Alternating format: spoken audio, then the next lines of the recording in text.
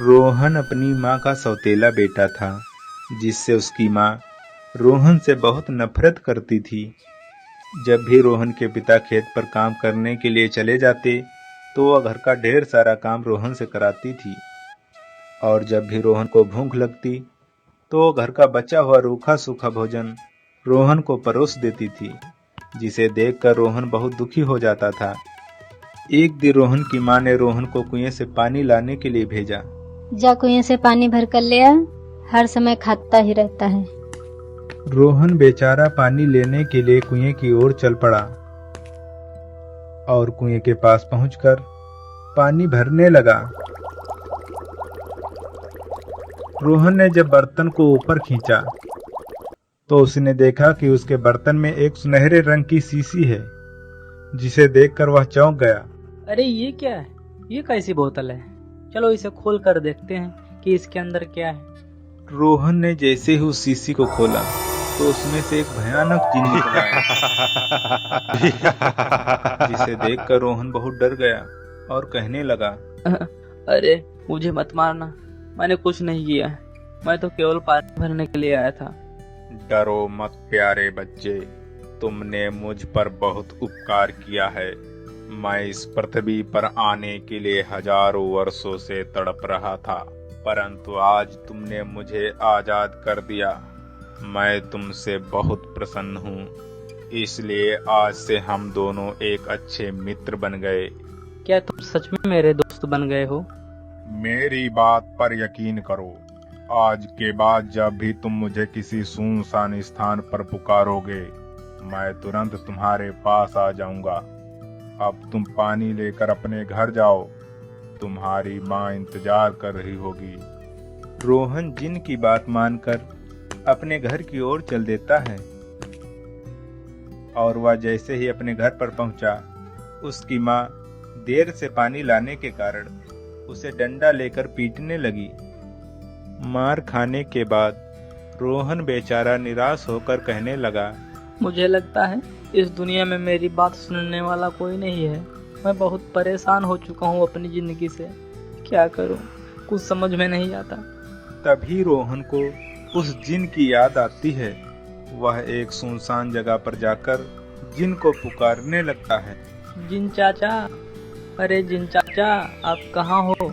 मेरे पास आओ, मुझे आपसे बात करनी है। रोहन की बात सुनते ही जिन तुरंत उसके पास आ जाता है और रोहन से पूछने लगता है, क्या हुआ मेरे मित्र, तुम बहुत उदास दिखाई दे रहे हो।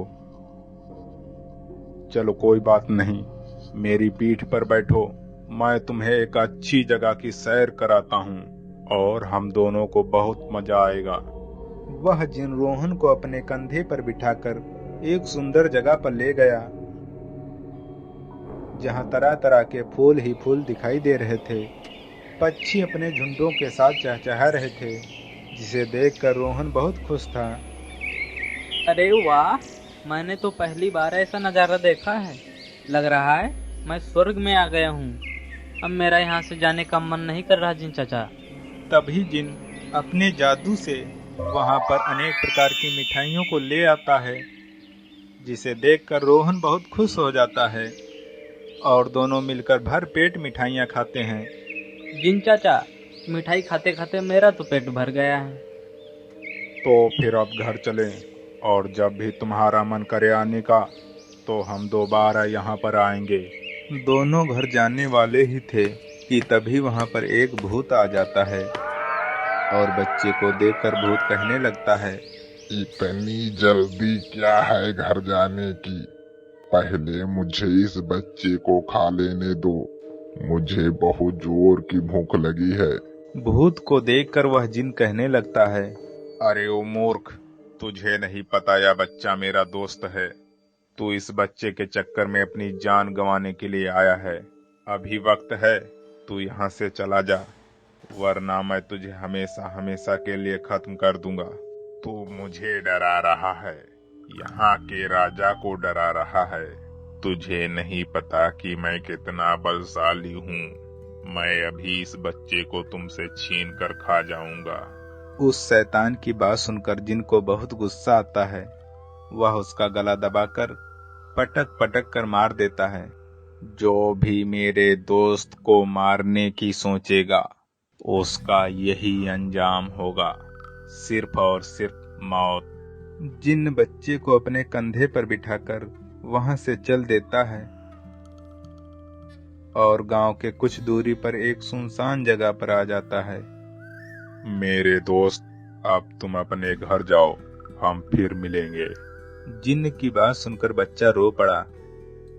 बच्चे को रोता देखकर जिन कहने लगा, तुम रो क्यों रहे हो मेरे दोस्त, क्या हुआ?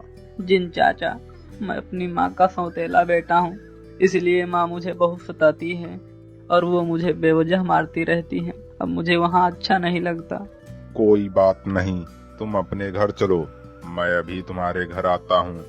रोहन जैसे ही अपने घर पहुंचा तो उसकी माँ रोहन के देर में घर आने के कारण उसे मारने के लिए डंडा उठा लेती है। तभी वहाँ पर जिन आ जाता है। जिन को देखकर रोहन की माँ बहुत डर जाती है। आज से याद रखना, यह बच्चा मेरा दोस्त है। अगर इसे किसी प्रकार की परेशानी हुई तो समझ जाना तुम्हारा अंत निश्चित है। जिन की बात सुनकर रोहन की माँ बहुत डर जाती है और वह कहने लगती है, हमसे गलती हो गई, अब कभी भी इसे नहीं मारूंगी, मुझे माफ कर दो। और उसी दिन से रोहन की माँ रोहन की कद्र करने लगती है।